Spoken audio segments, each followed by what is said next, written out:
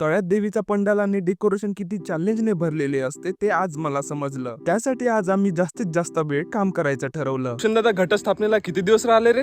बस अवघे 4 दिवस बाकी राहिले.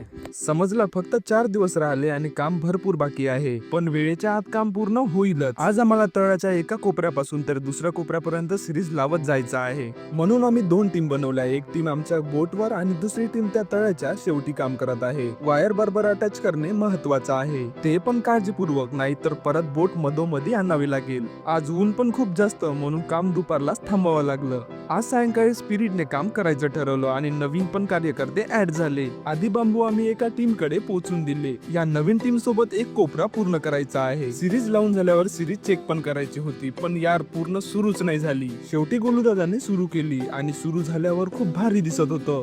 हा कम्प्लीट झालेला मंडप आईच्या आगमनाची वाट बघत आहे. आज मंडळाच्या कार्यकर्त्यांनी भरपूर काम केलं.